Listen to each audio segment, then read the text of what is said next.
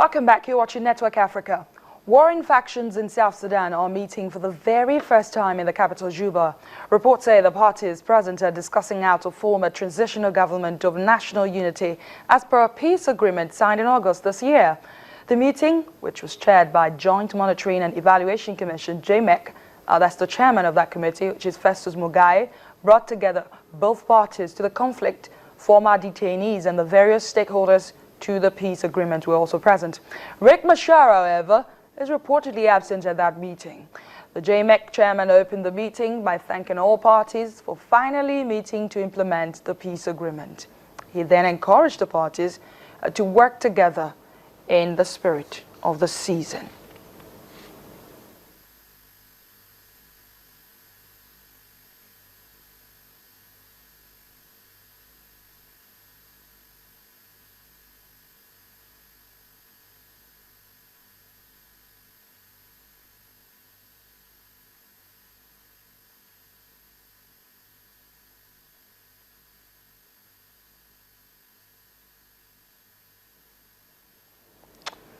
Now let's join Remember Miamingi. He's a South Sudanese human rights and governance expert. He's been closely monitoring the meeting, and he's going to be joining me as soon as we can establish contact to give us the latest on the meeting. Now, French distribution group CFAO has opened its first shopping mall in Africa. About $66 million center in Ivory Coast commercial capital Abidjan is a part of a major drive to tap into the growth of Africa's middle class. The mall is the first of 80 that CFAO plans to open in 8 countries in West and Central Africa in the next decade.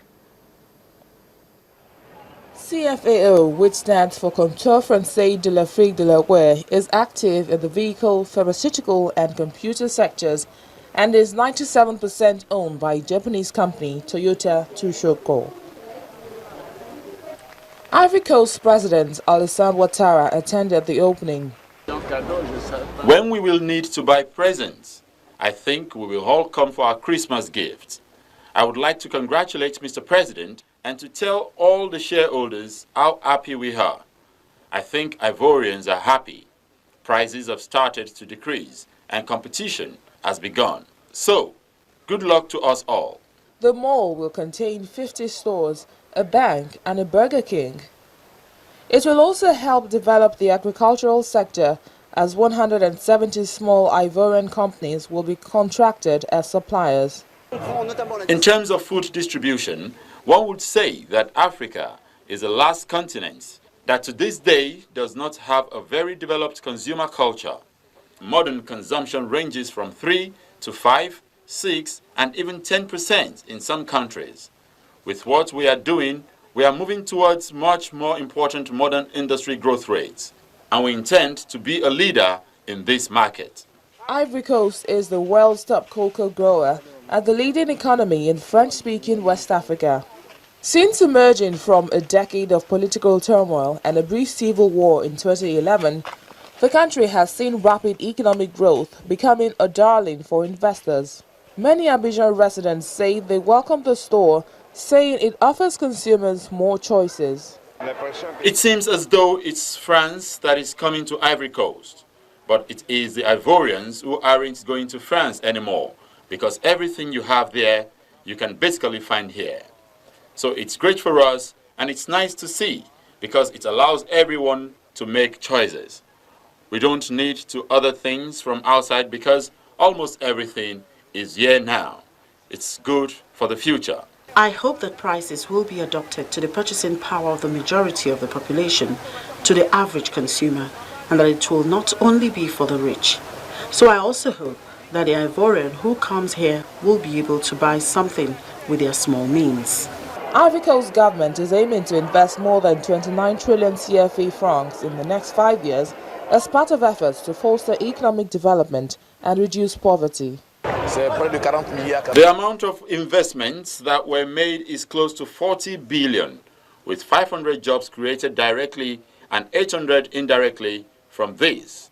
And because of this, we can only be pleased to see that that project that has been ongoing for 2 years has finally seen the light of day.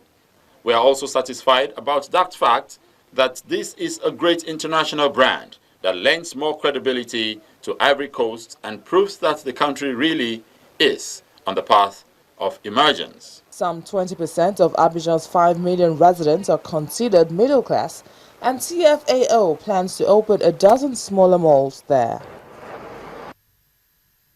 Now let's take you back to our story on the South Sudan peace deal and the meeting going on in Juba with the warring factions. I'm now being joined by Remember Miamingi, a South Sudanese rights and governance expert. He joins me from Pretoria. He's been monitoring closely this meeting. Thank you so much for joining us on Network Africa. Thank you very much for having me. Well, I understand the meeting is still ongoing, but what can you tell us so far? What's the latest?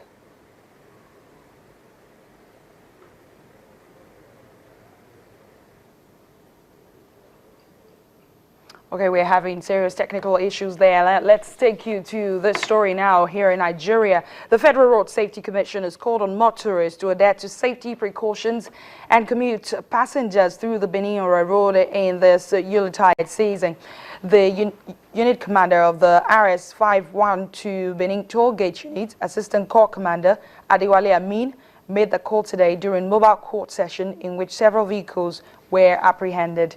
Adewale Amin said that their operations has been stepped up following their commitment to zero accident record on the Benin-Ora Road. The mobile court by the Federal Road Safety Commission, RS-512 Benin Tollgate. The objective here is to apprehend non-roadworthy vehicles, overloaded vehicles and vehicles without adequate safety gadgets.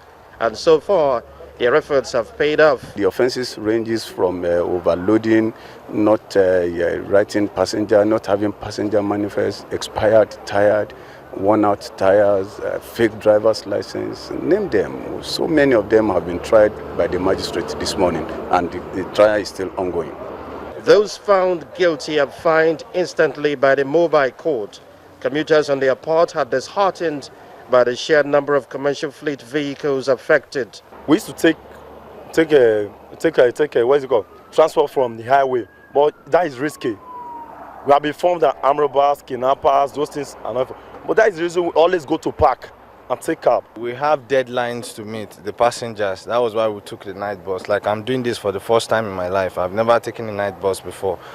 And we're here like say about past 8 and to 8. And since to 8 till now, I have a deadline to meet by 2. I am not sure if I'm going to get there. The Assistant Corps Commander, Adewale Amin, Unit Commander, Benin Tollgate, RS-512, however, urges caution this Yuletide. The message is, this is end of the year. People should just take it easy. They should drive safely. A situation where everybody is in a hurry on the road is not acceptable. We are all out to ensure that we have zero crash, especially on Benin or the axis for this year. And that is our target, and that is what we are working towards. And that is, by the special grace of God, what we are going to achieve for this year. It is hoped that drivers and other road users understand the importance of this exercise, which is to save the lives of those traveling by road this period.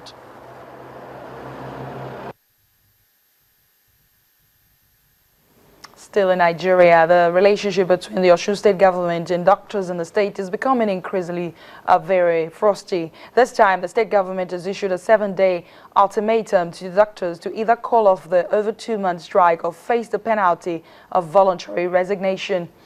But the resident doctors insist government must rescind to its decision and make way for negotiation to resolve all the demands of the union. It's over 2 months now since resident doctors and medical doctors in the state-owned hospitals in Osun State went on strike. This has led to a near standstill of activities within the hospital, leaving many patients to seek medical care from private hospitals. Now the doctors have met again and they are agitating for the tax imposed on their take-home pay, which they say is exorbitant. They are accusing the government of withholding a significant percentage of their salaries without any formal or informal negotiation. The state government has continued to ignore the federal government-approved adjusted commerce and relativity payments to our doctors in the hospital, despite implementing the federal government tax for this salary scale in full. This action of the government is totally against the provision of the edict establishing our day teaching hospital.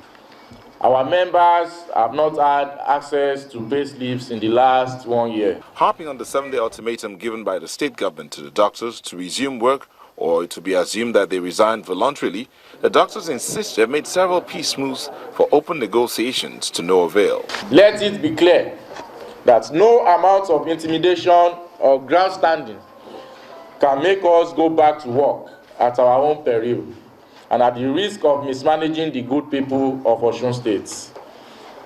This is injustice and abuse of the rule of law. I wish to repeat again that we fully support the actions of the doctors because they are only asking for their legitimate dues. We'll appeal to Osun State government to return to the negotiating table with the affected doctors. The state government believes the impasse can still be resolved when all parties come together. The government has stated its position, the doctors too have also stated their positions, but I want to believe that we're going to arrive at a middle of the road solution that will ensure stability of the system. I believe that the doctors are also going to review their own positions, and at the end of the day, there will be peace. As the clock winds down to the ultimatum, it will be interesting to see who backs down first. But one thing that should be on the minds of the warring parties is the state of health of the patients in the hospitals. We want to sincerely apologize for all the technical issues experienced on the program today, but we do promise to bring you all of them in subsequently. Thank you so much for watching the program today. I am Adeshewa Josh, but before we let you go, don't forget the request of the week. It's Christmas week. Send us what you'll be doing on Christmas Day with the hashtag #ChristmasInAfrica on Twitter. Find me there at Adeshewa Josh, and I'd like to know what you're doing. Then send us a picture describing how you'll be celebrating the whole of the holiday, Christmas and New Year. Send it to networkafrica@channelstv.com, or just find me on Twitter at Adeshewa Josh. Thank you for watching. I'll see you tomorrow.